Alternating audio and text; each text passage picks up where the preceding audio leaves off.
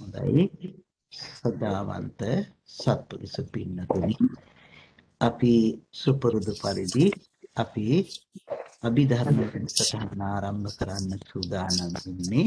ඉතින් අපි වෙනකොට ඇහෙනවා මහත්තයා නේද?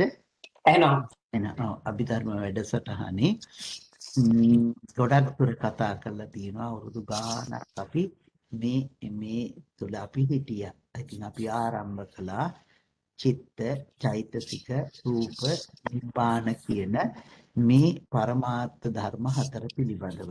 එතකොට අපි සිද්ධාන ඉගෙන ගත්තා. අකුසල සිත් ඉගෙන ගත්තා. කාමසෝබන සිත් ඉගෙන ගත්තා. රූපාවචර සිත්, අරූපාවචර සිත්, ලෝකෝත්තර සිත් ඉගෙන ගත්තා. ඒ පිළිබඳව කරුණු අපි ගොඩක් සාකච්ඡා කරගත්තා.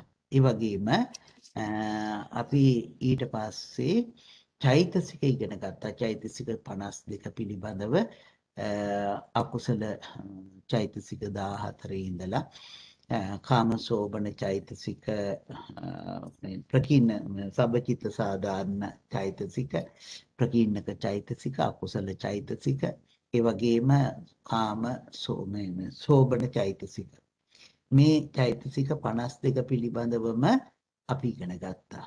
ඊට පස්සේ අපි සිතත් චෛතසිකත් එකට එකතු කරලා සංප්‍රයෝග සහ සංග්‍රහ කියන දෙක ඉගෙන ගත්තා. මේ දෙක සිතේ චෛතසික කොහොමද එකට එකතු වෙන්නේ? මොන සිත් එක්ක මොන විදිහේ චෛතසික එකතු වෙනවද කියලා අපි ඉගෙන ගත්තා.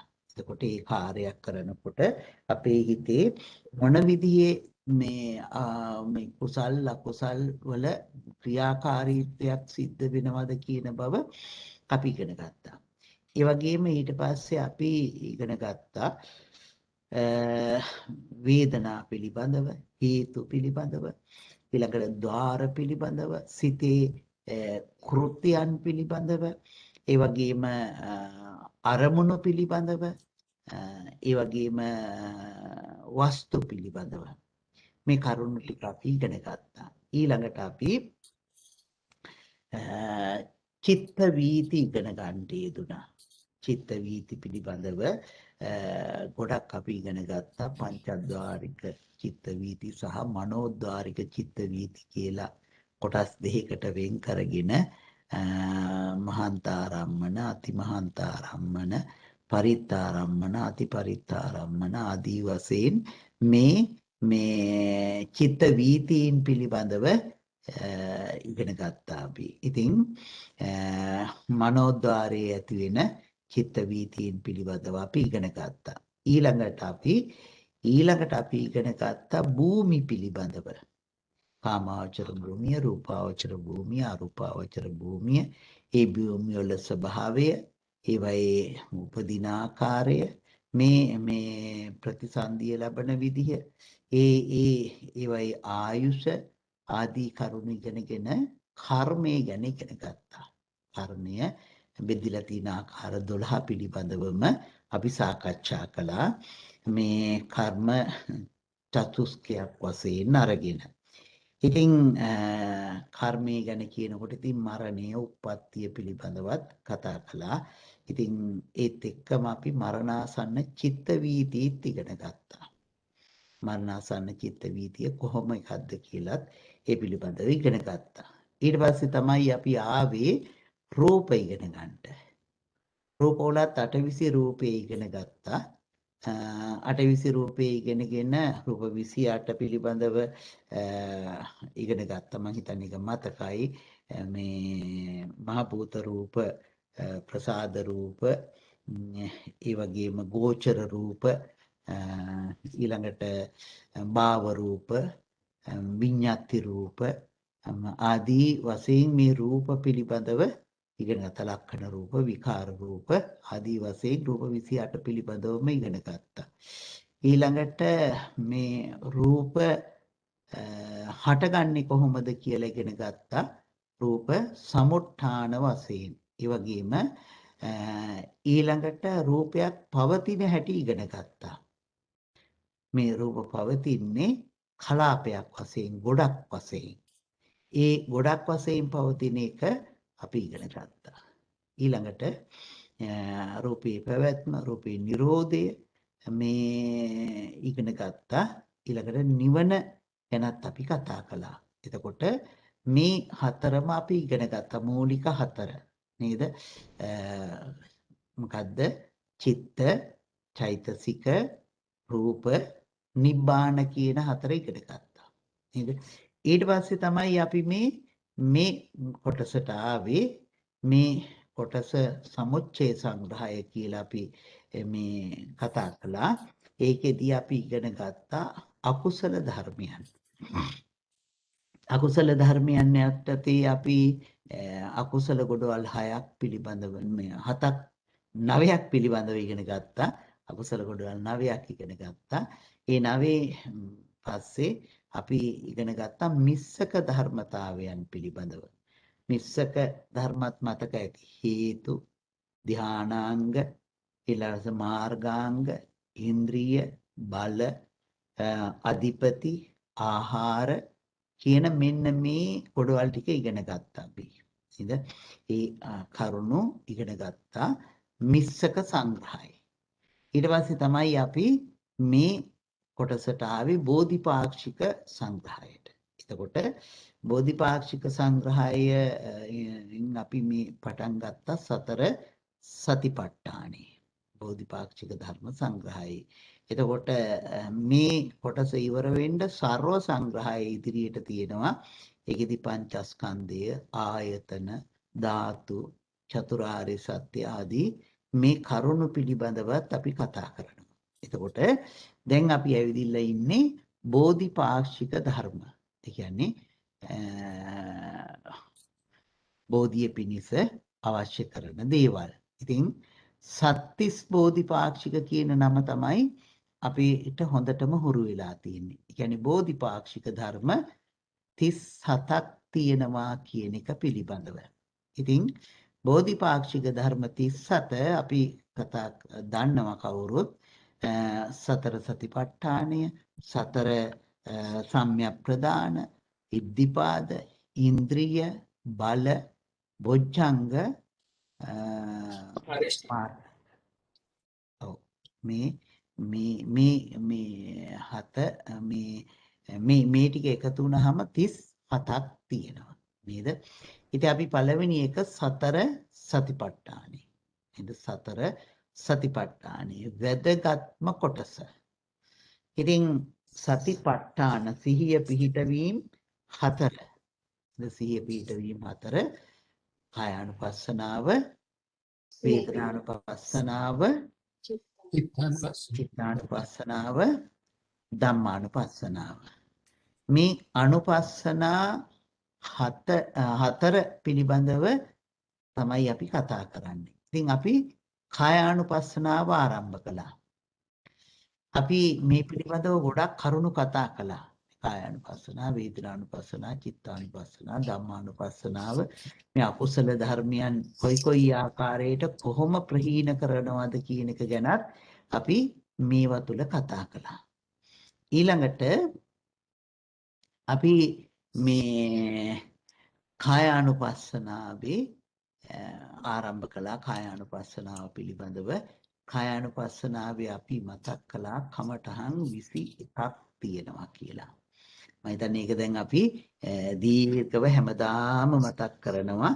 කායානුපස්සනාවේ කමඨහන් 21යි, වේදනානුපස්සනාවේ කායානුපස්සනාවේ 14යි, මුළු සතිපට්ඨාන සූත්‍රයේම කමඨහන් 21යි, කායානුපස්සනාවේ 14යි, චිත්තානුපස්සනාවේ 1යි, ධම්මානුපස්සනාවේ වේදනානුපස්සනාවේ 1යි, චිත්තානුපස්සනාවේ 1යි, ධම්මානුපස්සනාවේ 5යි. තමයි 21. එතකොට කායානුපස්සනාවට තියෙනවා 14ක්. වේදනානුපස්සනාවට 1යි, චිත්තානුපස්සනාවට 1යි, ධම්මානුපස්සනාවට 5යි. එතකොට මේ තමයි 21. එතකොට මේ කමඨාන් 21න් අපි කායානුපස්සනාවේ 14ට අයිති ඒවයින් පළවෙනි එක කතා කරන්න පටන් ගත්තා. ඒ තමයි මොකද්ද? ආනාපාන සතිය. ආස්වාස ප්‍රස්වාසයන් පිළිබඳව අපි කතා කරන්න පටන් ගත්තා. එතකොට ආනාපාන සතියේ ආස්වාස ප්‍රස්වාස පිළිබඳව මේ සතිපට්ඨාන සූත්‍රයේදී දක්වලා තියෙන කරුණු ටික අපි සාකච්ඡා කළා. හුස්ම ගන්න හුස්ම හෙළන එක දිහා සිත යොමු කරගෙන ඉන්නයි කියලා බුදුරජාණන් වහන්සේ දේශනා කළා. ඉතින් විශේෂිතයක් තියෙනවා වෙන යම් කමඨහනකට ඉඳ ගන්න ඉරියව්ව ගැන විස්තර කරන්නේ නැහැ. ආනාපාන සතියේ යම් තැනක විස්තර කරනවද ඒ හැමතැනදීම උජුං කායං පනිදාය පරිමුඛං සතින් උපට්ඨපෙත්වා කියලයි ආරම්භ කරන්නේ. මේ කය ඍජුව කෙලින් තියාගෙන පනිදාය පරිමුඛං සතින් උපට්ඨපෙත්වා. ඉතින් සිහිය මූලික කරගෙන ඉදිරිපත් කරගෙන ආස්වාස ප්‍රස්වාස දකින්නයි කියලා දේශනා කළා. ඉතින් ආස්වාස ප්‍රස්වාසයන්ගේ දීර්ඝව යනකොට දීර්ඝව යනවා කියලා දකින්නයි කියලා දේශනා කළා. කෙටිව යනකොට කෙටිව යනවා කියලා දකින්නයි කියලා දේශනා කළා. ඒතකොට ආස්වාසයේහි ප්‍රස්වාසයේහි දීර්ඝව යන එකත් ආස්වාසයේහි ප්‍රස්වාසයේහි කෙටිව යන එකත් දකින්නවා. එතකොට කෙටියෙන් හුස්ම ඇතුළට ගන්න එක දකින්නවා, කෙටියෙන් හුස්ම පිට කරන එක දකින්නවා. ඉතින් දීර්ඝව හුස්ම ඇතුල් වීමත් දීර්ඝව හුස්ම පිටවීමත් අපි දකිනවා. ඊළඟට මේ මුළු හුස්ම කයම දකිනවා. සබ්බකාය පටිසංවේදී අස්ස සිස්සාමීති සික්ඛති කියලා අපි කතා කළා. මුළු හුස්ම කයම අපි දකිනවා. හුස්ම කයම කියලා කියන්නේ හුස්ම කයේ කොටස් තුනයිනේ තියෙන්නේ. උප්පාද, තිටි, බංග. එතකොට උප්පත්තියත් පැවැත්මත් අවසානියත් කියන මේ තුන අපි දකිනවා. නේද? ඊළඟට පසම් බයං කාය සංකාරං අස්ස සිස්සාමීති සික්ඛති පසසි මේ කාය සංස්කාරය හික්මවමින් යනවා දකිනවා. අර හුස්ම කය හික්මමින් යන හුස්ම කය අපි දකිනවා. ඒක අපි කතා කළා. ඊළඟට අපි එතනදී අපට විස්තර කරන්න තියෙන මේ කය අනුව බලමින් වාසය කිරීමේ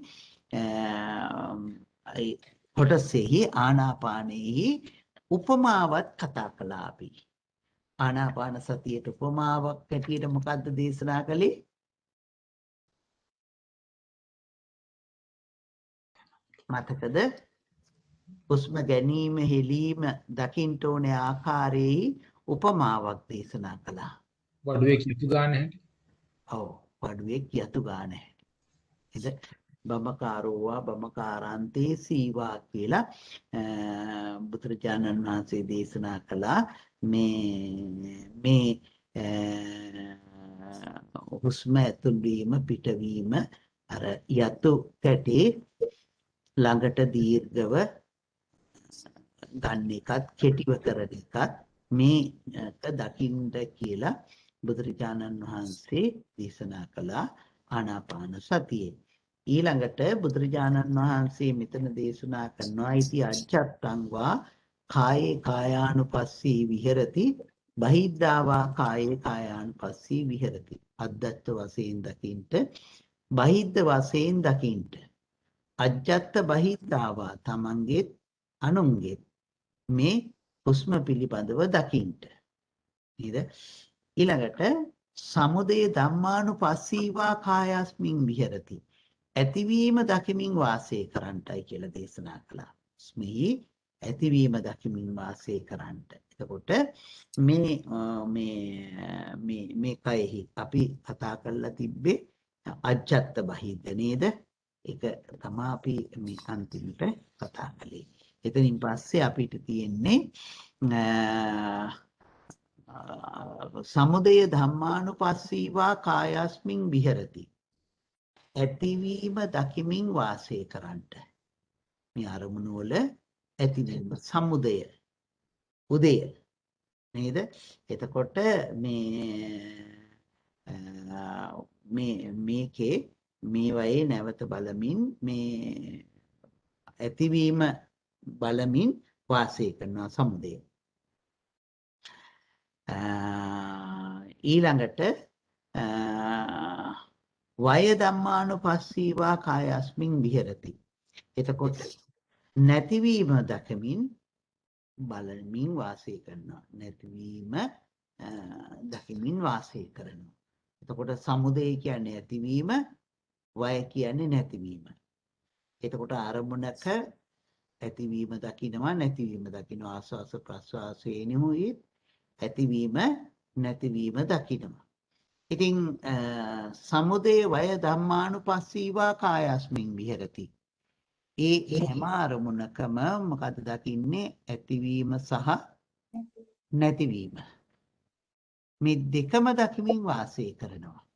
භාවනා කරනකොට සමහර වෙලාවට සමහර අයට දැනෙනවා ඇති. අසාමාන්‍ය හුස්ම විතරක් නෙමේ සමහර වෙලාවට අපට අරමුණු වල ඇතිවීමම දකිනවා. නැතිවීම සමහර වෙලාවට හිතට අහුවෙන්නේ නැහැ. නැතිවීමම දකිනවා. ඇතිවීමම දකිනවා. ඉතින් සමහර වෙලාවට ඇතිවීමට වඩා ප්‍රකට වෙනවා නැතිවීම. එතකොට අරමුණේ නැතිවීමම දකිනවා.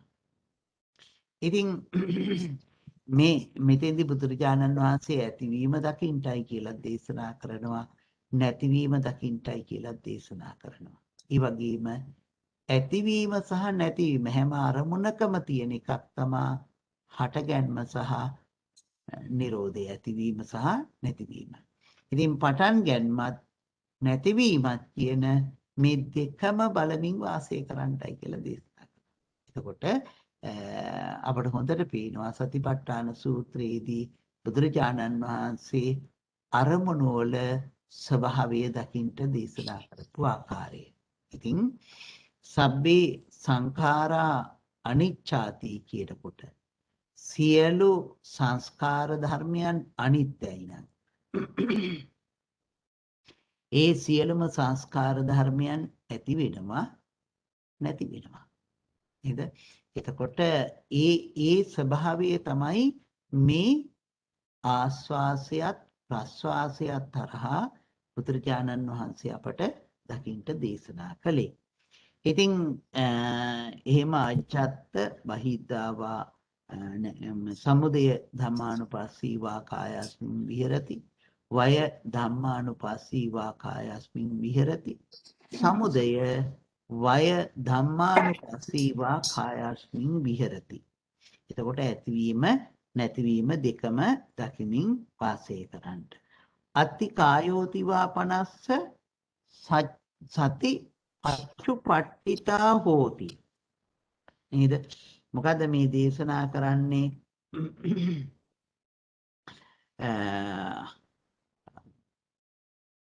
අත්ති කායෝතිවා පනස්ස සති පච්චුපට්ඨිතා හෝති. මේ කයෙහි මේක මේ 50 සති සිහිය පිහිටව ගන්නටයි කියනවා. කායෝ තිවා 50 සති පච්චුපට්ඨිතා හෝති. යාවදේව ඥානමත්තාය. නේද? එහෙම මේකේ නැවත එහෙම බලමින් වාසය කරනකොට මොකද්ද වෙන්නේ? නුවණ වැඩෙනවා. පතිස්සති මත්තාය. පතිස්සති මත්තාය කියන්නේ සිහිය වැඩෙනවා. එතකොට නුවණත් සිහියත් දෙක වැඩෙනවා මෙතන. මේ කොතනද? මේ අත්ති මෙතන සත්‍යයක් පුච්චලයක් වශයෙන් අරගෙන තිබෙන මේ ශරීරයේ තුල එක අපි දකිනවා. එහෙම වෙනකොට මෙහි මේ සත්ත්ව පුජ්‍යල සංඥාව අතරමින් අපි සිහියෙන් යුක්තව බලනවා. එතකොට එහෙම වෙනකොට තමයි මෙතෙන්දී අපි මේ හුස්ම ගන්නෙ මමය, හුස්ම හෙලන්නේ මමය කියන සංඥාව අතහරිනවා. නේද? එතකොට අතහරිනවා එතකොට මොකද්ද මේ නුවණ සිහිය වැඩෙන නිසා. නුවණ වැඩෙනකොට සිහිය වැඩෙනකොට යා මොකද්ද අතාරින්නේ?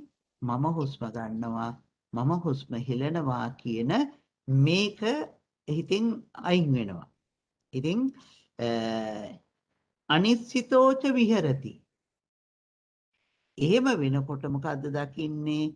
මෙතන දකිනවා හේතුඵල. නේද? දැන් මම නෙමේ කියලා දකිනකොට දැක්කේ නාම රූප වශයෙන්. එතකොට හේතුඵල වශයෙන් දකිනවා. ඒ වගේම අනිත්‍ය දුක්ඛ අනාත්ම වශයෙන් දකිනවා. අනිශ්චිතෝච විහෙරති. කොහොමද ඉන්නේ? තෘෂ්ණා දෘෂ්ටි වශයෙන් ගන්න නැතුව ඉන්නවා. නේද? තෘෂ්ණා දෘෂ්ටි වශයෙන් අනිශ්චිතෝච විහෙරති. තෘෂ්ණා වශයෙන් ඇලීම වශයෙන් ගන්නෙත් නැහැ.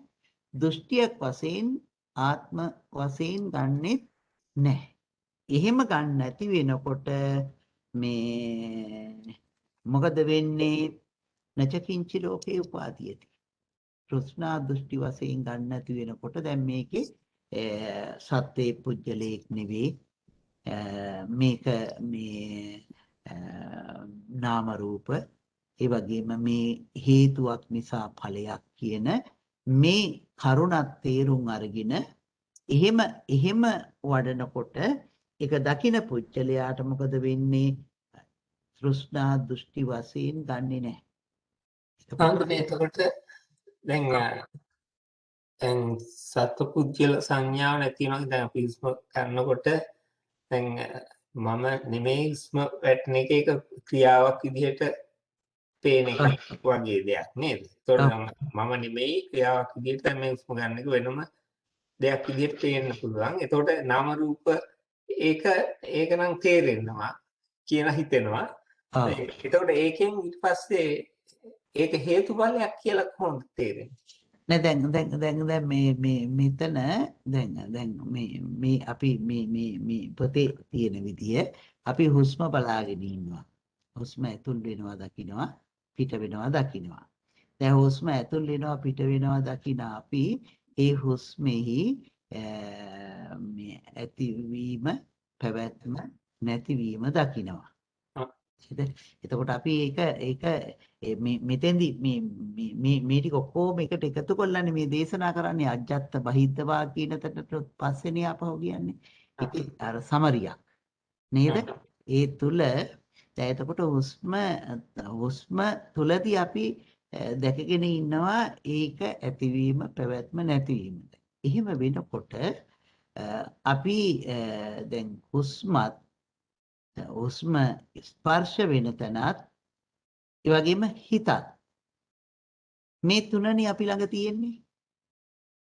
හුස්ම ස්පර්ශ වෙන තැනත් හිතත් මේ ටික දකිනවා අපි.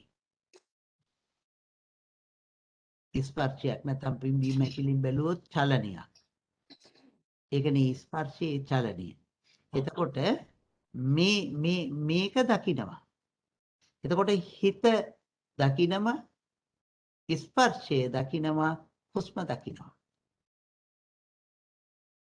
නේද? මේ තුල හිත යනකොට තමයි මේකේ ඇතිවීම නැතිවීම ඒත් එක්කම තමයි එතකොට අපි දකින්නේ. එතකොට අපි එහෙම වෙනකොට හුස්ම වෙනම එකක් කියලා දකිනවා. එතකොට ස්පර්ශ වෙන කය වෙනම එකක් කය ඊළඟට හිත වෙනම එකක්. මේ තුල තමයි සිහිය පිහිටවගෙන තියෙන්නේ. මේ තුල තමයි නුවණ වැඩෙන්නේ. එහෙම දකිනකොට දැන් මේ හුස්ම ගැනීම හෙලීමෙහි මේක හේතු ප්‍රත්‍ය අපි මේ හේතු ප්‍රත්‍ය කියන එක ඇත්තටම අපි කියලා දිය යුතු එකක්. පරෝපෝස ප්‍රත්‍ය ඔන්න ඔතෙන්ට තමයි අපිට ගොඩක් අවශ්‍ය වෙන්නේ. ඊළඟට මේ ස්වභාවය මේක අපි හිත තියෙනවා හිතයි දැන් ස්පර්ශයයි හුස්මයි. ඒ තුන වෙන වෙනම දැනෙන්න ගත්තට පස්සේ එතකොට දැන් වැරදුනොත් ඒක නෑනේ. ඒතර ඒක දැන් මේ තියනවා කියලා කියන්නේ ඒ තුනම පවතිනවා කියලා කියන්නේ එක විදිහට ඒ කියන්නේ ඒ අපි එහෙම තියෙන අපිට හේතුවක් අපේ ජීවත් වෙන්න තියෙන හේතුව තියෙන හින්දා ඒක පේනවා ඒ වගේ දෙයක් එතන. ඒ කියන්නේ අපි ජීවත් වෙන හින්දා එහෙම දෙයක් වෙනවා. එහෙම ජීවත් වෙන හේතුව නැත්තම් ඒක ඒ වගේ දෙයක් නැහැ තියෙනවා. ඒ වගේ දෙයක්. ඔව් ඒ වගේත් එක්කම අපි දැන් ඔයත් එක්කම හිතවිලිත් දකින්නවනේ. දැන් හිත සංසුන්නේ. හිත සංසුන්. එතකොට දැන් හිත සංසුන් වුණේ මොකක් නිසාද? දැන් හිත ඒ තුලම පිහිටලානේ තියෙන්නේ ඇතිව නැතිව දකින්න තැනට.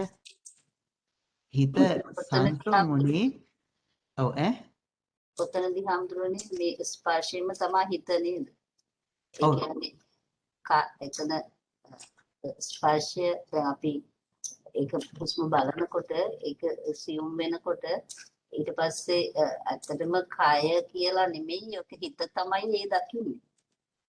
ඔව් ඒක තමයි. ඒ කියලා කියන්නේ එතන දකින්නේ අපි මේ ස්වභාවයක් විතරයි.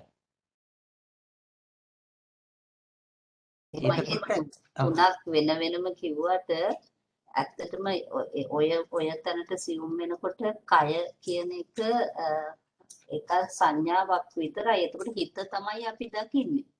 ඒක තමයි වෙනස. ඔව් එතන කය කියලා කිව්වේ ආස්වාසය ප්‍රස්වාසය. එහෙමයි. ඒක තමයි සංසිඳෙන්නේ. ඒක සංසිඳනකොට හිත තමයි අපිට දැනෙන්නේ. එතන එතකොට දැන් අපි දැන් මාතේගේ ප්‍රශ්නේ වුණේ දැන් හේතුඵල අනිත්‍ය දුක්ඛ අනාත්ම නේද? හේතුඵල කියන එක තැනට ආපු විදිහ නේද? දැන් අපේ හිත සංසුන්නේ. හිත සංසුන්. දැන් හිතේ සංසුන් බව පවතින්නේ මොකක් නිසාද? අපි වඩාගෙන ආපු සතියයි අපි වඩාගෙන ආපු ඒ සද්ධාවයි වීරියයි මෙන්න මේ කරුණ ටික නිසා. භාවනා දිගට වඩාගෙන යන එක්කෙනා මේවයි වෙනස් වීමත් එක්ක ඒවයි නැතිවීම දකිනවා. අර හිතේ සංසුන් භවයේ නැතිවීම දකිනවා. මේ ආස්වාස ප්‍රස්වාසයේ තුලනේ අපි ජීවත් වෙන්නේ. එතකොට ඒ ජීවත් වෙනකොට එයාගේ ඒ ආස්වාස ප්‍රස්වාසයේ සියුම්ම දකින්න පුළුවන් උනේ අර හේතු ටික කොට නැගුණා. ඒ හේතුන්ගේ කඩාවැටීමක් යම් මොහොතකදී දැක්ක ගමන් එයාට තේරෙනවා දැන් මේ සතිය නැති වුණා. දැන් මොකද උනේ? තිබුණු පහසුව නැමැති අර හොඳින් දකින්න පුළුවන් සිහිය නැති වුණා. මේ තත්ත්වේ නැති වුණා. නේද? අපි වීරිය අපි ගාවින් අඩු වුණා. අපි අරක තියෙන එක දකින්න නැතුව ගියා. මේ වගේ ඒ මොහොතේ පවතින ඒ ස්වභාවයන්ගේ මේ හේතු ටික අපි දකිනවා. එතකොට තමයි අපට කියලා දෙන්න ඕනේ මේක සංස්කාරයක් කියලා. ඒක තමයි මේ හුස්මවත් මේ අපේ දැනීම් ටිකවත් මේ ඇති වෙලා තියෙන නීවරණයන්ගේ යටපත් තුන. මොකද මේ අපේ සිතේ නීවරණ ධර්මයන් යටපත් වෙනකොට තමයි අපිට මේ හුස්ම පිළිබඳව මේ ඇතිවීම නැතිවීම දකින්න පුළුවන් වෙන්නේ. සබ්බකාය පරිසංවේදී පස්සම්බයං කාය සංකාරං ඇති වෙන්නෙම නෑ නීවරණ තියෙනවනම්. ඉතින් ඒ නීවරණයන්ගේ සංසිඳීමම හේතුවයි. මේම හිත සංසිඳෙන්න. එතකොට මෙන්න මේ විදිහට මේවා සියල්ලම මේ හුස්ම කයත් මෙතනත් විතරක් නෙමෙයි මේ මුළු ලෝකෙම.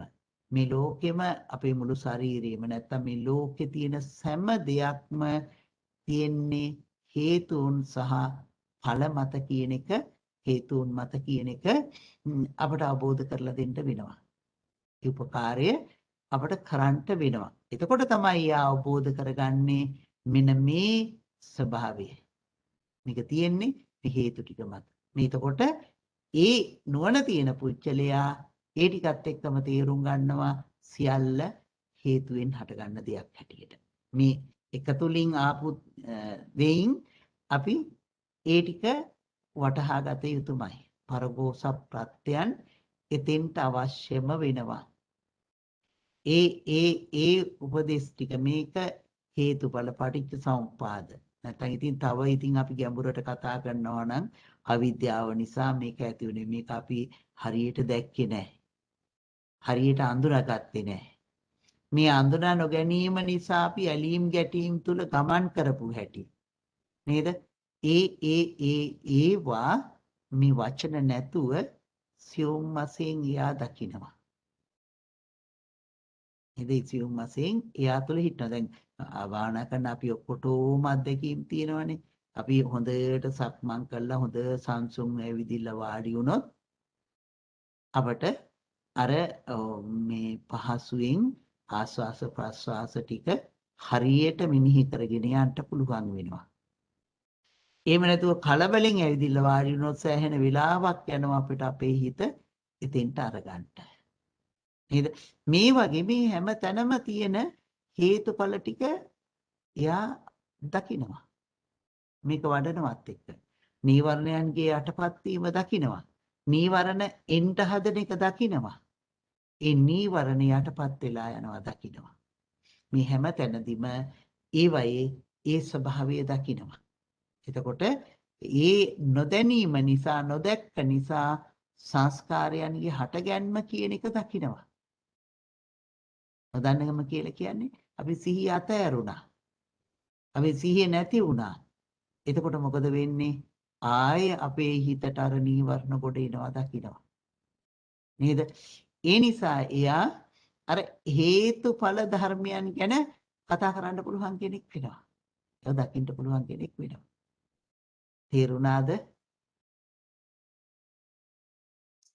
එහෙම. ඔව්. එතකොට මේ ස්වභාවය මොකද දැන් මේ ආස්වාස ප්‍රස්වාසය මේ தත්ත්වයට එන්න අපි හිත සංසුන් වෙලා තියෙන්න ඕනේ. නොසන්සුන් සිතකට මේක මේ විදිහට දකින්න බැරි වෙනවා. එහෙම සංසුන් අපි මතක් කළානේ මේ ආස්වාස ප්‍රස්වාසයන්ගේ සංසිඳීමක් එන්නේ කොහොම වෙනකොටද කියලා අපිටම හොඳට තේරෙනවානේ. අපේ සිත නොසන්සුන් නම් කොයි වෙලාවකවත් ආස්වාස ප්‍රස්වාසයන් සංසිඳෙන්නේ නැහැ. අපේ සිත සංසුන් වෙනකොටම තමයි ආස්වාස ප්‍රස්වාසයන්ගේ සංසිඳීමක් හෝ ඇතිවීම නැතිවීමක් හෝ අපට දකින්න පුළුවන් වෙන්නේ. මෙන්න මේ තුල තමයි මේ හේතුඵල ධර්මයන් තුලට එන්නේ. නේද? එතකොට මේක තමයි මේ සතිපත්තු කායෝති වාපනස සතිපච්චුපට්ඨිතෝ පට්ඨිතෝ හෝති යාවදේව ඥානමත්තාය පතිස්සති මත්තාය. අන්න නුවණ වැඩෙනවා. අන්න සිහිය වැඩෙනවා. එතකොට අනිශ්චිතෝච විහෙරති. මෙයා මොකද කරන්නේ? මේ එකක් පිළිබඳවත් තෘෂ්ණා දෘෂ්ටි වශයෙන් ගන්නෙ නෑ. අනිත්‍ය දුක්ඛ අනාත්ම වශයෙන් දකිනවා. හේතුඵල අනිත්‍ය දුක්ඛ අනාත්ම වශයෙන් දකිනවා. අනිශ්චිතෝච විහෙරති. එතකොට එහෙම දකිනකොට අනිශ්චිතෝච විහෙරති නචකින්චි ලෝකේ උපාදීයති. එහෙම වෙනකොට මොකද වෙන්නේ? මේ ලෝකයේ පිළිබඳව උපාදීයති. අල්ලා ගැනීමක් නැති වෙනවා. නේද? මේවා කිසිවක් හොඳයි ආත්මයි ආදී වශයෙන් යම් තරමක තිබුණා නම් අන්න ඒවා මේ අල්ලා ගැනීමෙන් තොර වෙනවා. නේද? නතකින්චි ලෝකේ උපාදීයති ඒවම්පි භික්ඛවේ භික්ඛෝ කායේ කායානුපස්සී විහෙරති. ඉතින් මේ ආකාරයට භික්ෂුව මේ ආස්වාස ප්‍රස්වාස කයෙහි කායානුපස්සී විහෙරති. කය අනුව බලමින් වාසය කරනවා. කායේ කායානුපස්සී විහෙරති. කයෙහි කය අනුව බලමින් වාසය කරනවා කියලා දේශනා කළා. එතකොට එතන මෙතන වෙනකොට අනිසිතෝච විහෙරති කිසිවක් අල්ලගන්නේ නැහැ. නැතකින්චි ලෝකේ උපාදීයති පාදාන සියල්ල නැති වෙලා ගිහිල්ලා එහෙමනම් එයා කොතෙන්ටද ගමන් කරලා තියෙන්නේ? නිවන කරා ගමන් කළා. නිවන කරා ගමන් කරන නිසාම මේක එක කමඨහනක් වෙනවා. ආනාපානයත් එක්කම ඇති කරගත්තු එක කමඨහනක් මේ. ආනාපාන සතියත් එක්ක ඇති කරගත්තු කමඨහනක්. ඉතින් මේ ටික තුල හිත ගෙනියන්න නම් අපි මොකද කරන්න ඕනේ? උත්සාහයෙන් වඩලා තියෙන්න ඕනේ. නේද? ඒක මුලින් ඉඳලම දේශනා කළානේ. ආතාපි සම්පජානෝ සතිමා කියලා. නේද? මේ කරුණු ටික තිබුණොත් තමයි මෙතෙන්ට ගමන් කරන්නේ. ආතාපි සම්පජානෝ සතිමා. නේද? වීරිය, සිහිය, නුවණ. ඒ කරුණු ටික නිසා අපි අර ගමන ඉතින්ට යනකම් ගමන් කළා. ඉතින් ඒ නිසා මේක එක කමඨහනක් බවට පත් වුණා. දැන් ඊළඟට ඒක ආනාපාන කොටස ආනාපාන පබ්බතය පබ්බත කියලානේ කියන්නේ. එතකොට මේකෙදී සතිපට්ඨානයේදී උද්දේශය කියලා කොටසක් ආවනේ දේශනා කිරිල්ල කියලා. ඒ මූලික දේශනා ටික තමයි අර මේ ආනාපාන සතිය විස්තර කරන්න ඉස්සෙල්ලා තිබුණු ටික. නේද? මේ සතර සතිපට්ඨානේ කියන ටික විස්තර කරපු තැන මුල් උද්දේශය හක සතිපට්ඨාන 4යි කියලා තිබ්බේ. ඊට පස්සේ තමයි එක එක කොටස මේ දේශනා කරන්න පටන් ගත්තේ. එතකොට පළවෙනි කොටස දේශනා කළා ආනාපාන පබ්බය. නේද? ඊළඟට දෙවෙනි කොටස ඊළඟට බුදුරජාණන් වහන්සේ නැවත දේශනා කරනවා පුනච්ච පරම් භික්ඛවේ භික්ඛු ගච්ඡන්තෝවා ගච්ඡාමීති පජානාති. පුනච්ච පරම් භික්ඛවේ භික්ඛු මේ භික්ඛවේ මහණෙනි භික්ෂුවක් පුනච්ච පරම් කියලා කියන්නේ නැවතත් මේ අනිකක් දේශනා කරනවා. එතකොට පුනච්ච පරං නැවත අනිකක් දේශනා කරනවා භික්ඛවේ මහණෙනි භික්ඛු භික්ෂුවක් ගච්ඡන්තෝවා යන්නේ ගච්ඡාමීති යන්නිමි අජානාති දැනගනි. ගච්ඡන්තෝවා ගච්ඡාමීති අජානාති යන්නෙමි දැනගනි.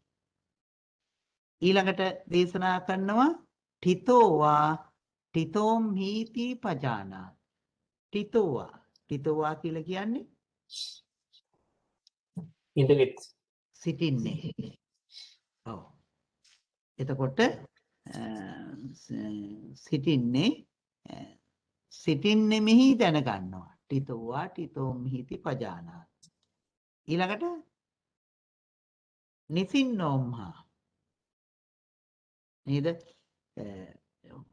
උන්නේ ඉඳගෙන ඉන්නේ මෙයි දැනගන්නවා. එතකොට ඇවිදින්නේ මෙයි දැනගන්නවා. හිටගෙන ඉන්නේ මෙයි දැනගන්නවා. ඉඳගෙන ඉන්නේ මෙයි දැනගන්නවා.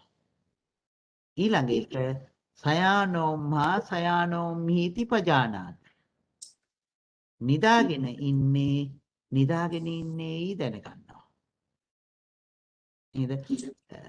එතකොට යතා පනස්ස කායෝ පනිහිතෝ හෝති තථා තථානං පජානාති.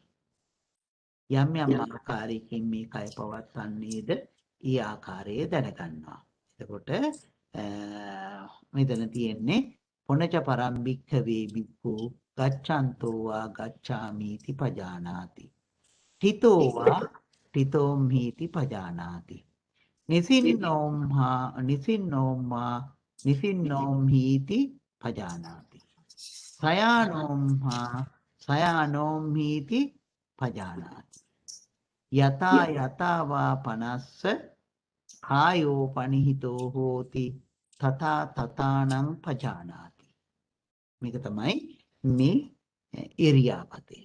නේද? ඉරියව්ව බලන විදිය. එතකොට මේ අපි අතර තියෙනවනේ ප්‍රසිද්ධ භාවනාවක්. අපි නිතර කතා කරන සක්මන් භාවනාව. මේ ඇවිදිමින් කරන භාවනාව. සක්මන් භාවනාව මේ සතර සතිපට්ඨානය තුල තමයි විස්තර වෙන්නේ. නැත්නම් දැන් අපි කියනවා සමත භාවනා, විදර්ශනා භාවනා, සක්මන් භාවනා නේද? එහෙම බෙදෙනු එකක් නෙවෙයි. නේද? විදර්ශනා භාවනාවේම ඇතුලේ තියෙන ඉරියව්ව බලන තැනක් තියෙන්නේ. නමුත් මේ ඉරියව්ව බලන එක අපි විශේෂයෙන් කියනවා මොකද්ද? සක්මන් භාවනාව කියලා. අපි අතර චංකම කියලා තමයි සක්මනට කියන්නේ. එතකොට චංකමණය සක්මන. එතකොට මේ සක්මන පිළිබඳව ඇවිදීම පිළිබඳව දැනගන්නවා. නේද? දැන් ඇවිදිනවා. නේද? ඇවිදිනවා. අපි දැන් ඇවිදිනවානේ මේ ඕනෙම සතෙක් ඇවිදිනකොට ඒ සතා දන්නවා ඇවිදිනවා කියලා. නේද?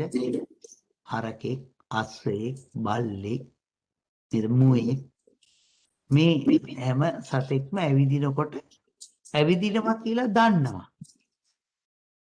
නේද? හැබැයි ඇවිදීම තුල සිත පිහිටවල නැහැ. දැන් මෙතෙන් කියන්නේ ගච්ඡන්තෝවා ගච්ඡා මීති පජානාති කියලානේ. ඇවිදිනකොට ඇවිදින්නේ දැනගන්නවා. ඉතින් හැම සත්වයක්ම දැනගන්න විදිහ නෙමේ පජානාති කියන්නේ ජානාති නෙමේ. පජානාති විශේෂයෙන් දැනගන්නවා. විශේෂයෙන් දකිනවා. එතකොට දැන් හිතන්න අපි ඇවිදිනවයි කියලා මොකද කරන්නේ? ඇවිදිනවයි කියලා කියන්නේ එක පායක් තියෙනවා, තවත් පායක් තියෙනවා, තවත් පායක් තියෙනවා, තවත් පායක් තියෙනවා. ඉතින් අපි මේ දෙකට නම් දෙකක් දාගෙන තියෙනවා. වම දකුණ එහෙම නැත්නම් left right ඔහොම දාගෙන තියෙනවා මොකක් හරි. නේද? ඒ නිසා අපි මේ වචනේ අර ගන්නවා. අපි එක පාදයක් තියෙනවා අනිත් පාදයේ තියෙනවා. මෙන්න මේ තුල හිත තියාගෙන ඉන්නවා. අපි ඇවිදිනවා කියලා කියන්නේ පාද තියෙන එකට. ඒකින්ද වම් පාය දකුණු පාය තියෙන ඉරියව්ව එක ඒ තුල සිත පිහිටවනවා. එතකොට ඇවිදිනවා කියන එකට තව සිත යොමු කරනකොට අපි දකිනවා ඇවිදිනවා කියලා කියන්නේ පාදයේ තියෙන එක විතරක් නෙමෙයි තව සංකීර්ණයි මේකට. මොකද කරන්න ඕනේ? පාදයේ ඔසවලා තියන්න ඕනේ. එතකොට අපිට අර දකුණ වම සංඥාව අතහැරෙනවා. මොකද්ද කරලා තියෙන්නේ? ඔසවලා තබලා. ඒ නිසා අපි අපේ හිත පිහිටවනවා කොතන තුලද? පාදේ ඔසවන එකයි තබන එකයි තුල. පාදේ ඔසවන එක තුල පිහිටවනවා, පාදේ තබන එක තුල පිහිටවනවා. එසවීම තැබීම තමයි අපේ සිත ඒ තුල පිහිටවලා තියෙන්නේ. ඔසවන තබන ස්වභාවය විතරයි අපි එතකොට දකින්නේ. තවත් මේ තුල අපි සිත පජානාති කරනකොට තවත් මේ තුල සිත දකිනකොට අපි දන්නවා පාදයේ ඔසවලා ඉදිරියට ගෙනහිල්ලා තබනවා. ඒක තමයි ගච්ඡන්තෝ අගච්ඡාමීති. එතකොට පාදයේ එසවීමක් තියෙනවා, ඉදිරියට ගෙන යාමක් තිබෙනවා, පාදය තැබීමක් තියෙනවා. නේද? ඒක තමයි අපේ ඇවිදීම. එතකොට අපි එසවීම දකිනවා, ඉදිරියට ගෙන යාම දකිනවා, පාදයේ පොළොවට තැබීම දකිනවා. නේද? මේක බලන මහණෙනි භික්ඛවේ භික්ෂුව නැත්නම් යෝගාවචරය මොකද්ද දකින්නේ තව මේ එසවීම කියලා කියන්නේ මොකද්ද? පොළවෙන් කය මිදෙනවා, පොළවෙන් ටිකක් එසවෙනවා, එසවීමේ අවසානයක් තියෙනවා. ඔසවන්න පටන් ගැනීමක් තියෙනවා, එසවීමක් තියෙනවා, එසවීමේ අවසානයක් තියෙනවා. ඉදිරියට ගෙන යාමේ පටන් ගැනීමක් තියෙනවා, ඉදිරියට ගෙනියනවා, ඉදිරියට ගෙන යාමේ අවසානයක් තියෙනවා. පාදයේ පහත් කිරීමේ පටන් ගැනීමක් තියෙනවා, පාදයේ පහත් කරනවා, පාදයේ පහත් කිරීමේ අවසානයක් තියෙනවා. නේද? එතකොට මේ ටික දකින්නවා. නේද? එතකොට මේ ටිකයි කියලා කිව්වේ මොකද්ද? එසවීමේ අවස්ථා තුනක් අපි දකිනවා. නේද? ඔසවන්ට පටන් ගැනීම, එසවීම, එසවීමේ අවසානය. ඉදිරියට ගෙනියන්න පටන් ගැනීම, ඉදිරියට ගෙන යාම, ඉදිරියට ගෙන යාමේ අවසානය. නේද? දැන් බලන්න ගමන් කරනවා කියන්නේ මෙන්න මේ ටික කියලා දකිනවා. එතකොට මොකද වෙන්නේ? මේ හැම තැනදීම අපි දකිනවා මොකක්ද? ඇතිවීමක්, ඒ වගේම පැවැත්මක්, නැතිවීමක්. ඔසවන සුළු මොහොතටත්, ඉදිරියට ගෙන යන සුළු මොහොතටත්, පාදය තබන සුළු මොහොතටත් අපි මේ ටිකම දකිනවා. ඒ පාදේ යථා ස්වභාවය අපි දකිනවා. නේද? ඒ පාදේ යථා ස්වභාවය අපි දකිනවා. එතකොට ඒ යථා ස්වභාවය දකින නිසාම ඒ චලනය තුල අපි දැක්කේ මොකක්ද? ඇතිවීම නැතිවීම. මේ චලනය වීම ආදේට කරන්න බැරි දෙයක්. ඒකට ඉන්න ඕනේ කවුද? හිත. හිතක් පහළ වෙනවා ඇවිදින්න ඕනේ කියලා. ඒ ඇවිදින්න ඕනේ කියන එක තුළ සිතක් ඇති වෙනවා. මොකද්ද? පාදේ ඔසවන්න ඕනේ කියලා. අන්න එතකොට ඒ සිත නිසා කය තුළ වායෝ ධාතුව ක්‍රියාත්මක වෙනවා. චිත්ත කිරිය වායෝ ධාතුව. චිත්ත කිරිය වායෝ ධාතුව නිසා විඤ්ඤාතීන් හට ගන්නවා නේ. එතකොට මොකද වෙන්නේ? කාය විඤ්ඤාතිය නිසා කය සෙලවෙනවා. දැන් මෙන්න මේ ක්‍රියාවලිය සිද්ධ වෙනවා. ඉතින් හිතක් ආවේ නැත්තම් මොයියම් මොහොතකදී පය ඔසවන්න ඕනේ කියලා, ඇවිදින්න ඕනේ කියලා ක්‍රියාවලිය සිද්ධ කරන්නේ නැහැ. එහෙම නැත්තම් ඉඳගෙන නැත්තම් හිටගෙන ඉන්නවා. එතකොට මේ ක්‍රියාවලිය සිද්ධ කරන්නේ මොකක් නිසාද? අන්න ඒ සිත හටගත්තු නිසා. නේද? ඕනෑ කරන සිතක් හටගත්තු නිසා. එවනම් ඒ ඕනෑ කරන නිසා ක්‍රියාවලියක් සිද්ධ වෙනවා. නේද? ඕනෑ කරන ටික නිසා මොකද්ද වෙන්නේ? ක්‍රියාවලියක් සිද්ධ වෙනවා. එහෙමනම් ඒක හේතුව වෙනවා, මේක ඵලය වෙනවා. නේද? මේ එසවීමේ ක්‍රියාවලිය තුල තියෙන්නේ මොකක්ද? සිතත් පාදයක්. නේද? සිත වෙනම, පාදයේ චලනය වෙනම, මේක දෙකක්. හිතෙන් පාදේ චලනයේ දෙස බලාගෙන ඉන්නවා දෙන්නේ.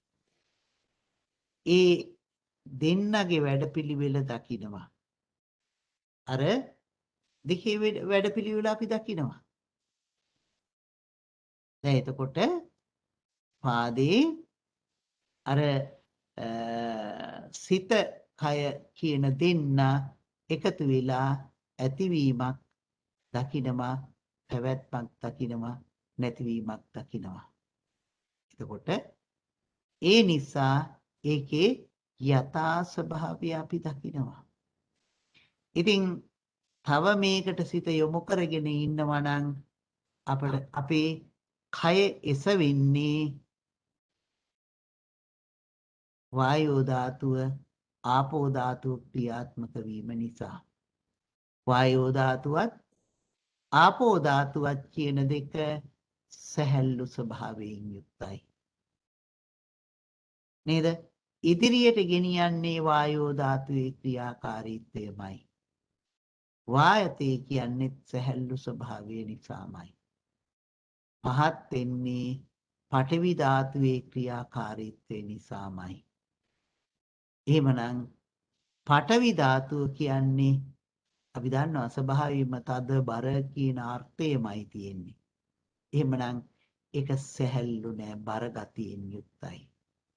ඒ නිසා භාවනා කරන යෝගාචරයාට යම් යම් වෙලාවන්හිදී මෙන්න මේ ස්වභාවයනොත් හිතට දැනෙන්න ගන්නවා. ඔසවනකට තියෙන ස්වභාවය නෙමේ ගෙනියනකොට තියෙන්නේ. ගෙනියනකොට තියෙන ස්වභාවය නෙමේ පහත් කරනකොට තියෙන්නේ කියලා අර ස්වභාවයේ වෙනසත් අපි දකිනවා. ධාතුන්ගේ වෙනස් වීමක් අපි දකිනවා. නේද? ඒ ධාතුන්ගේ වෙනස් වීමක් අරමුණු කරනවා. මේව හැබැයි ඉතින් මේ වචන මොකුත් නැහැ. සිතට යම් යම් ස්වභාවයන් යම් යම් විලාවල් වලදී අහු වෙනවා. හැම විලාවෙම හැම මොහොතකදීම එම අහු වෙනව නෙවෙයි.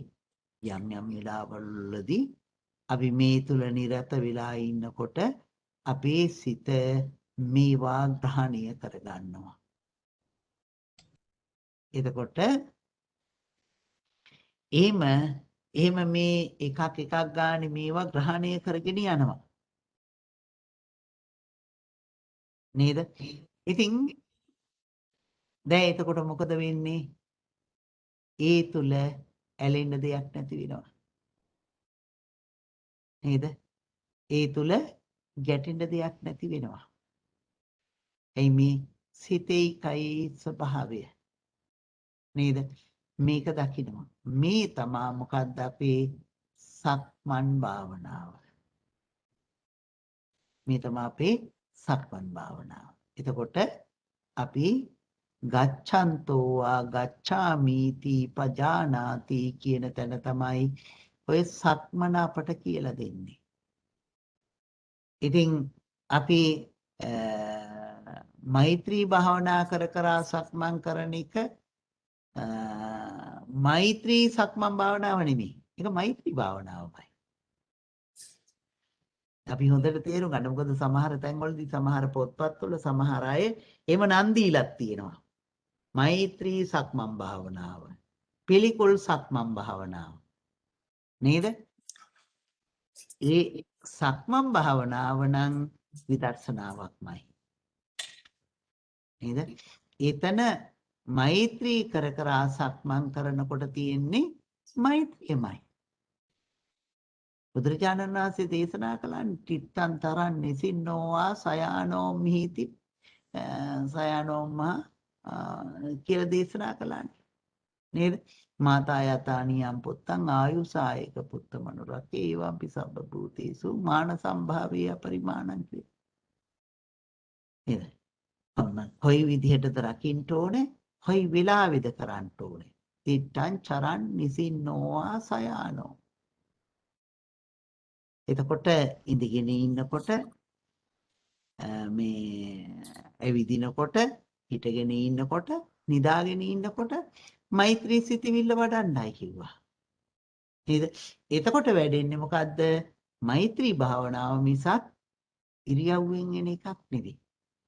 එහෙමනම් ඉඳගෙන ඉන්න ඉරියව්ව දකිනකොට ඒක ඉරියාපත භාවනාව වෙන්න ඕනේනේ.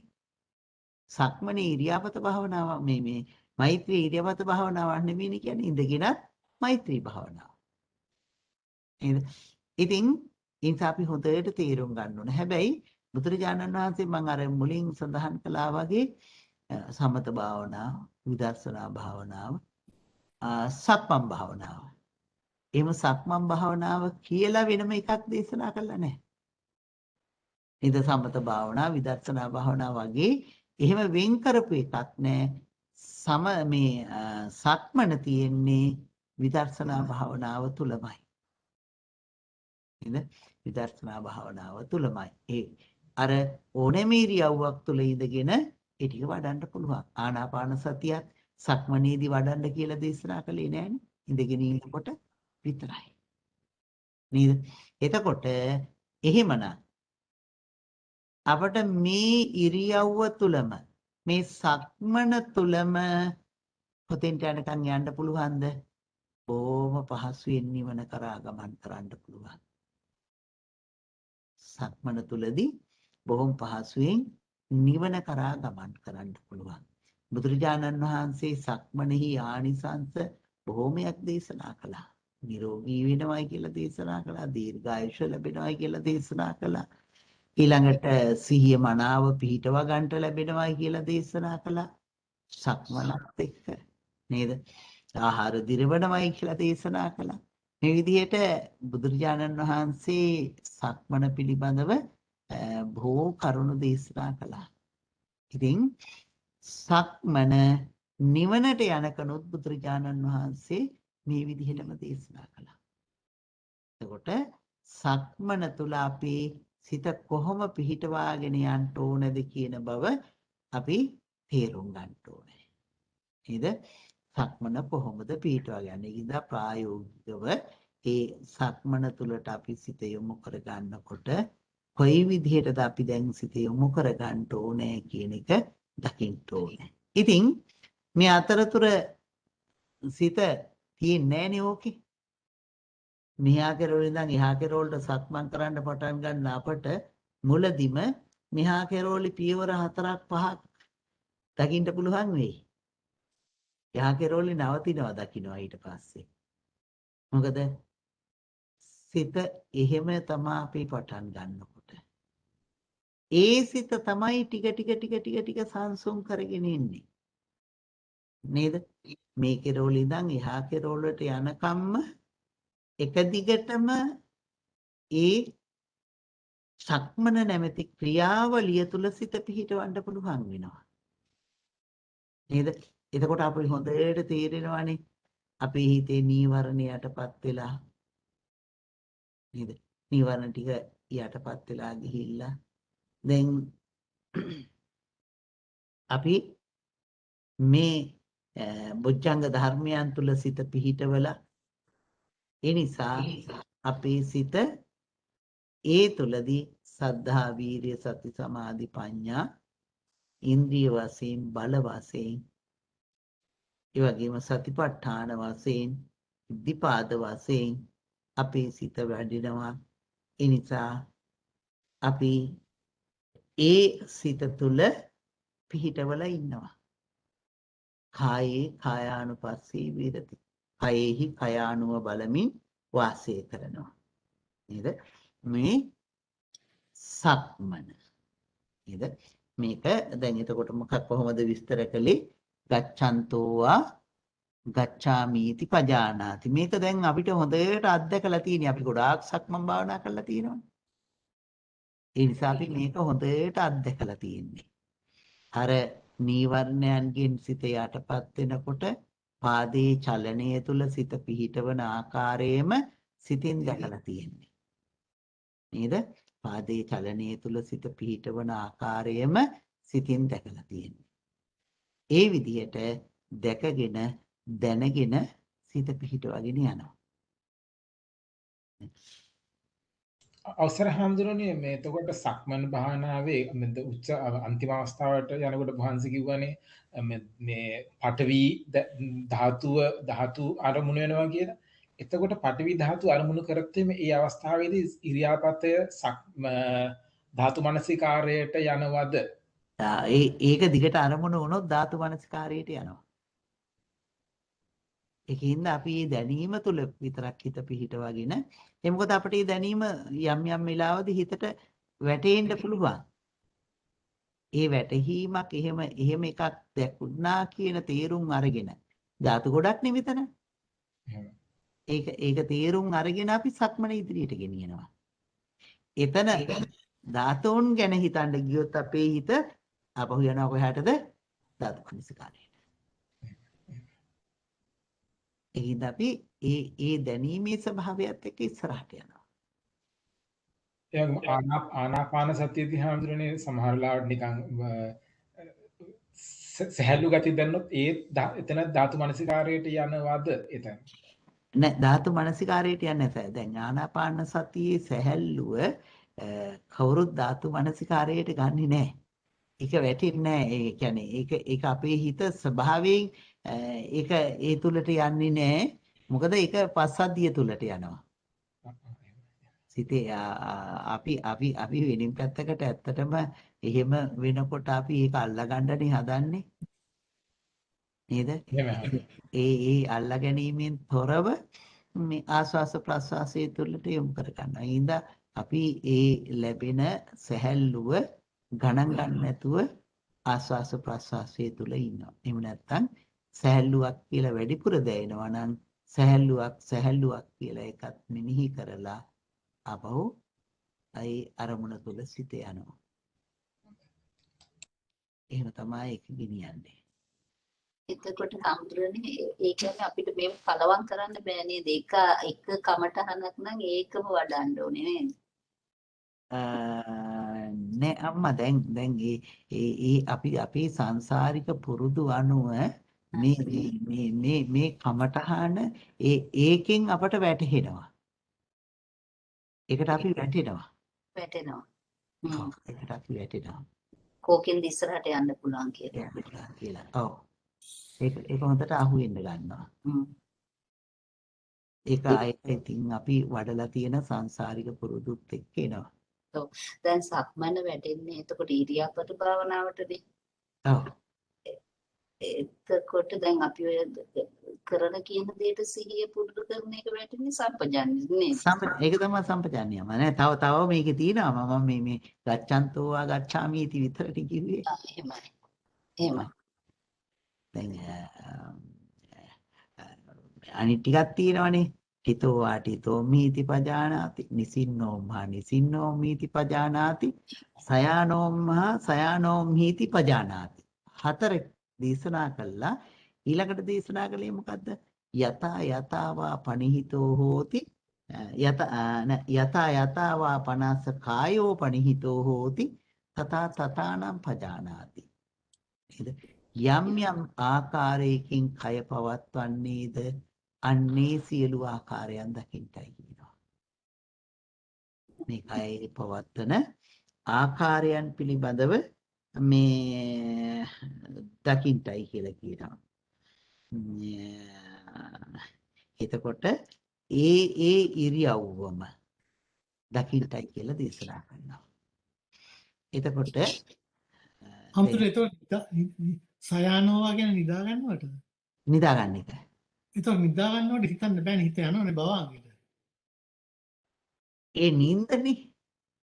නින්දට යනවා කියන හිතන එක හිතන්න ඕනේ. නිදන ඉරියව්ව.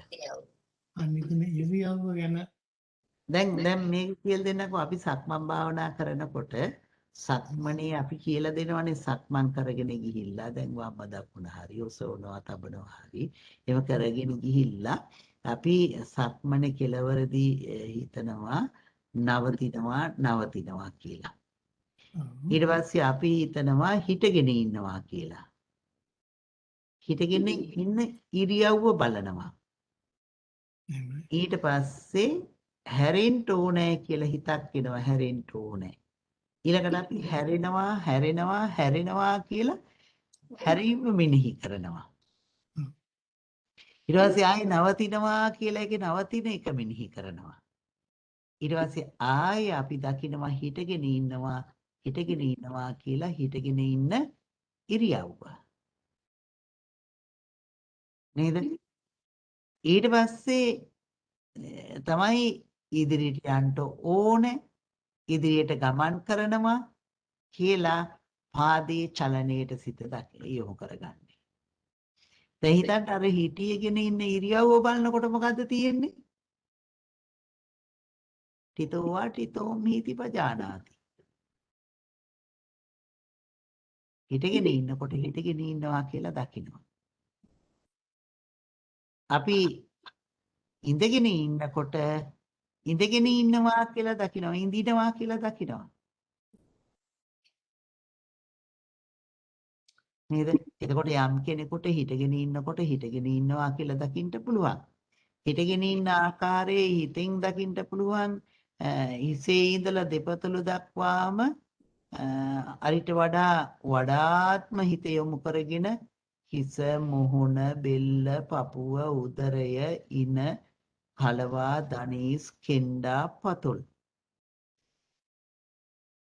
අපේ හිත ඒ විදිහට හිටගෙන ඉන්න ඉරියව්ව තුලටත් යවන්න පුළුවන් අපට. ඉඳගෙන ඉන්නකොටත් අපට ওই ඉඳගෙන ඉන්න ඉරියව්වේ ওই ටික දකින්න පුළුවන්.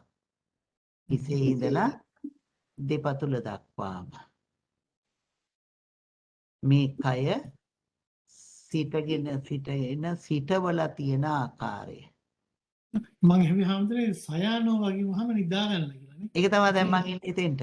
තාම එතෙන් තමයි. දැන් එතකොට හිටගෙන ඉන්නවා කියලා දැනගත්තා. දැන් මේ හිටගෙන ඉන්නවා කියන එකයි ඉඳගෙන ඉන්න එකයි කියලා දැනගත්තාම දැන් සයානෝ මහා තේරෙන්නත් ඕනේ අපිට ටිකක් නේද? නිදාගෙන ඉන්නකොට නිදාගෙන ඉන්නවා කියලා දකිනවා. ඔව්.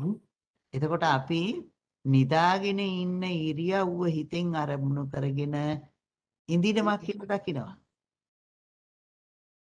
එහෙම නැත්නම් නිදා ගැනීමත් එක්ක අපි නිදාගෙන ඉන්න ආකාරයෙන් ඒ ස්පර්ශයත් එක්ක හිත මෙහෙයවනවා. හිසේ ඉඳලා දෙපතුල දක්වාම.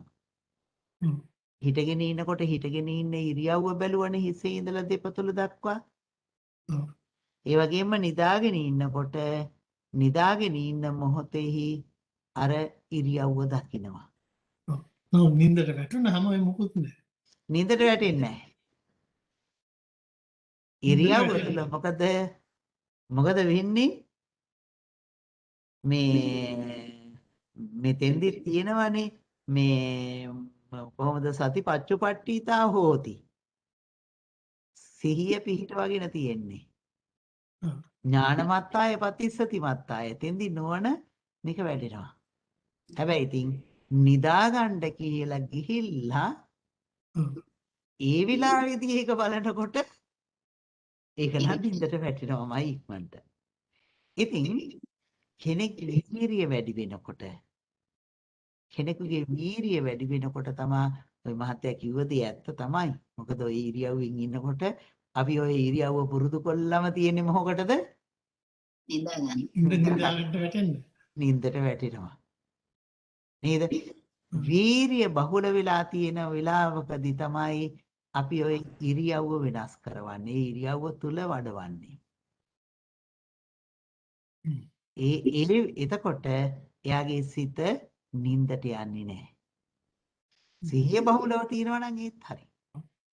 ඒ කියන්නේ නිදාගන්න ඉරියව්වේ ඉන්නවා කියලා හිතනවා. නිදාගන්න යනවා නෙමෙයි. නිදාගෙන යනව නෙමෙයි.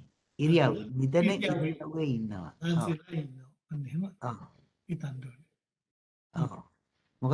මොකද ඒ ඉරියව්ව කයට හරි සැහැල්ලු ඉරියව්වක්. ඒකින්ද නින්දට යනවා කියන එක හරි පහසුයි. අනිත් එක මේ අපි රූප පාඩමේ ඉගෙන ගත්තනේ ඉරියව් පවත්වන්න පුළුවන් මොන සිතටද කියලා. මතක ඇතිනේ නේද? ඉරියව් පවත්වන්න පුළුවන් කොයි සිත්වලටද? කොයි සිතටද පවත්වන්න බැරි? භවාංග චිත්තයට ඉරියව් පවත්වන්න බෑ කියලා අපි දැකන ගත්තා නේද? ඒ කියලා කියන්නේ භාංගය කියලා කියන්නේ ප්‍රතිසන්දිය ලැබපු සිතම නේද? ඒ සිත තුළ ඉරියව්වක් පවත්වන්න බෑ. ඉරියව්ව හිටින්නේ නැහැ. වෙන්න ඕනේ නේද? අම්මා ඥාන සංප්‍රයුක්ත එකක් වෙන්න ඕනේ නැතුව බෑනේ. නැතුව බෑ. ඥාන සම්ප්‍රයුක්ත එකක් වෙන්න. ඒතකොට අපි දන්නවා ධානසිතකටත් පුළුවන් ඉරියව්ව පවත්වන්න. ධානසිතෙදිත් කය කෙලින් තියෙනවා. කය කෙලින් තියාගෙන ඉන්නකොට ධානයක් ලැබුණායින් පස්සේ කය වැටෙන්නේ නැහැ. නෑ. මාර්ගඵල සිතකටත් පුළුවන් කය කෙලින් තියාගෙන ඉන්න. මාර්ගඵල සිතකට වැටුනහම කය පහතට වැටෙන්නේ නැහැ.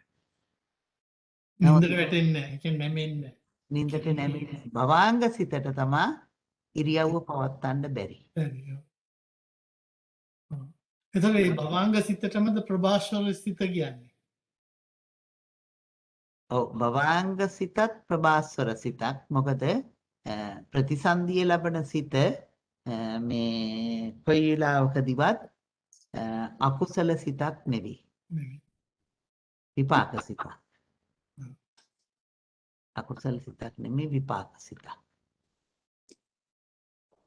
එතකොට නින්දෙන් ගලවගත්තු සිතක් තමයි ඇති කරගන්න ඕනේ. ඒ හින්දා නිතර අපි කියලා නොදෙන භාවනාවක් තමයි මොකද්ද? සයහනෝ මහා සයහනෝ මීති පජානාති. අර මහත්ය කිව්වා වගේ ඒක කොහාටද බර වෙන්නේ? නින්දට බර වෙනවා. අවසර හාමුදුරනේ භවාංග සිතින් ඉරියව් පවත්වන්න බැරි කාමාවචර, ඒ කියන්නේ කාමාවචර සත්ත්වන්ට විතරයි නේද? රූපාවචර භවාංග සිතේ ඉරියව් පවත්වන්න පුළුවන් නේද? රූපාවචර භවාංග සිතේ ඉරියව් පවත්වන්න පුළුවන්. කාමාවචර සත්ත්වෙන්න වහන්සේගේ වතාව හරියටම හරි. ඔව්. රූපාවචර සිතේ පුළුවන් කියලා කියන්නේ කොහොමද? මේ රේණුකාණ චන්දුන් හඳුනේ පොතේ නම් තිබුණා මට මතක විදිය රූපාවචර සත්වෙන්ට භවංග සිතේදී මේ භවංග සිත ශක්තිමත් ඒ රූපාවචර සිත රූපාවචර විපාක සිත කාමාවචර විපාක සිත වගේ දුර්වල සිතක් නෙමෙයි. ඒක නිසා මේ රූපාවචර විපාක සිතට ඉරියව් පවත්වාගෙන ඉන්න පවත්වන්න පුළුවන් කියලා තිබුණා. මොකද රූපාවචර ධ්‍යාන සිත විපාක සිත කියන්නේ ඈ විපාක සිතෙන් ඔය එතකොට ඒක භවංග සිත. ඔව් නෑ දැන් දැන් අපේ මේ විපාක සිතින් කරුණු ගොඩක් කරනවානේ. ඒ විපාක සිතින් මේ ප්‍රතිසන්දි විතරනේ තියෙන්නේ. ප්‍රතිසන්දි භවාංග චුති විතරයි තියෙන්නේ. අපේ විපාක සිත් වලින් ඒ විපාක සිත් වලින් වෙන කෘත්‍යයන් ගොඩක් සිද්ධ වෙනවානේ. තදාලම්මන කෘත්‍යයන් සිද්ධ කරනවා. ඒ විදිහේ කෘත්‍යයන් ගොඩක් තියෙනවානේ. ඒකට තියෙනවා කෘත්‍යයන් හතරක් තදාලම්මන කෘත්‍යයත් එක්ක. නේද? එතකොට අරකේ එහෙම නැහැ. ඔය කියන කතාව මට මතක නැහැ හැබැයි තියෙනවා නා. ඒ කතාව හරියන්න ඕනේ හාමුදුරනේ. මොකද රූපාවචර සිත්වල ඔක්කොගේම විතක්ක ਵਿਚාර ප්‍රීති සුඛ ඒකාග්‍රතාව තියෙනවානේ. නෑ අම්මා මේ කතා කරන්නේ විපාක සිත. කුසල සිත නෙමෙයි. කුසල සිත නෙමෙයි. දැන් රූපාවචර විපාක සිත්වලත් ඒ ඔක්කොගේම අර ටික තියෙනවානේ. දැන් අම්මා කාමාවචර විපාක සිතෙත් තියෙනවනේ. කාමාවචර විතක්ක විතක්ක ਵਿਚාර තියෙනවනේ. චෛතසික යෙදෙනකොට ඒ සිත්වල චෛතසික තියෙනවා. අතර ඒවා කියන්නේ ධානාංගනේ අම්මා. ඒ ධානාංග මේ චෛතසික වතෙන් ගත්තාම විතක්ක ਵਿਚාර මේ කාමාවචර විපාක සිත්වල තියෙනවා. විතක්ක ਵਿਚාර යෙදෙන්නේ නැත්තේ කොයි තැන්වලද මතක් වෙයිද? විතක්ක ਵਿਚාර චෛතසික යෙදෙන්නේ නැති වෙන්නේ දෙපස්සිඥා ඈ දෙපස්සිඥා දෙපස්සින් තුන්වෙනි ප්‍රයණයෙන් ඉහළ සිත්වලත් ඈ තුන්වෙනි ධානයෙන් ඉහළ සිත්වල තුන්වෙනි ධානයෙන් ඉහළ සිත්වලත් යෙදෙන්නේ නැහැ. දෙන්නේ නැහැ. තුන්වෙනි ධානයෙන් ඉහළ සිත්වලත් විතක්ක ਵਿਚාරය යෙදෙන්නේ නැහැ. ඒකයි අරූපාවචර සිත්වලයි ඊළඟට දෙපස් විඥාන. හැබැයි නෑ ඒ ධාන අංග ගැනනේ විතක්ක ਵਿਚාර චෛතසික යෙදෙනවා නේද? විතක්ක ਵਿਚාර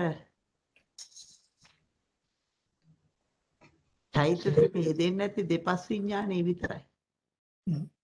හැම එකම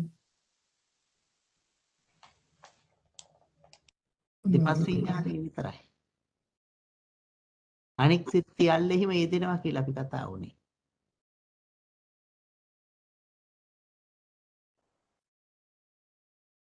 විතක්ක ਵਿਚාරවල දෙකේම ස්වභාවය ඒකයි. හරිද? මතක් වුණාද?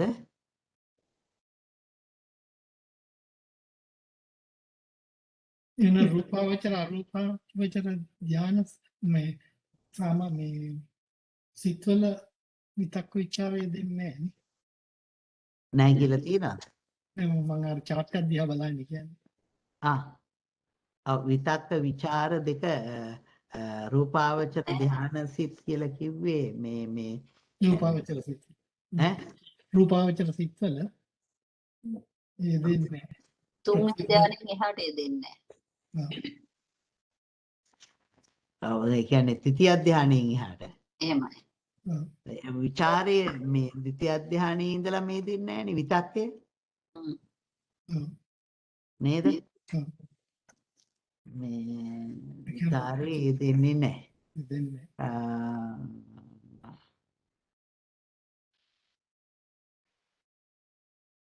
එතකොට විතක්ක ਵਿਚාරවල ඒක තියෙනවා නේද? ද්විතිය ධානයේ ඉඳලා එහාට සිත්වල යෙදෙන්නේ නැහැ. විචාරය ද්විතිය ධානයේ යෙදෙනවා. එතනින් එහාට යෙදෙන්නේ නැහැ. එතකොට අර ටික යෙදෙනවා. එද අනිත් සිත්වල යෙදෙනවා. ධාන සිත් ටික කරුණාම සාමාන්‍ය කාමාවචර සිත්වල යෙදෙනවා. ඉතින් විතක්ක ਵਿਚාර නැතුවමත් එතකොට කය කෙලින් තියාගන්න පුළුවන් වෙන්න ඕනේ විපාක සිතේ. නේද? දැන් කාමාවචර විපාක සිතේ එහෙනම් විතක්ක ਵਿਚාර තියෙනවනේ. ඒත් කය තියාගන්න බෑනේ. භවාංග වශයෙන් යෙදෙන ඒ සිත තුළ තියාගන්න බෑ. ඉරියව් පවත්වා ගන්නට බැරි වෙනවා. නේද? එතකොට ඉරියව් පවත්වන්න බැරි සිත් ගැනත් අපි කතා කළානේ. කොතනද අපිට ඉරියව්ව පවත්වා ගන්න බැරි වෙන්නේ කියලා. නේද? රූප විභාගයේ යටතේදී නේද? ඉරියාපතේ තියාගන්න පුළුවන් වෙන්නේ කොයි අවස්ථාවෙද්ද කියලා අපි කතා කළා.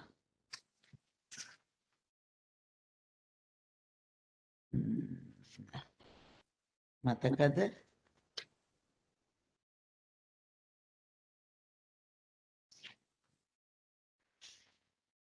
ඔව්. එතකොට අදත් මං හිතන්නේ අපි මෙතනින් නතර කරන්නට වෙනවා. නේද? මොකද පූජාවේ කටයුතු වලට එකතු වෙන්න නිසා මේ අපි මෙතනින් අදත් නතර කරමු. ඒ කටයුතු ටික මොකද දැන් නතර වෙනකොටත් තව විනාඩි 10ක් 15ක් යනවනේ. ඒ නිසා අපි එතකොට අපි ආවේ ඉරියාපත පබ්බේ අපි සක්මන කතා කළා. එතකොට චන්තෝ වාගච්ඡාමිති පදාඤාති හිතෝ වාටිතෝ මීති පජානාති නිසින්නෝම්හා නිසින්නෝම්හිති පජානාති සයානෝම්හා සයානෝම්හිති පජානාති. ඔය හතරට ආවා.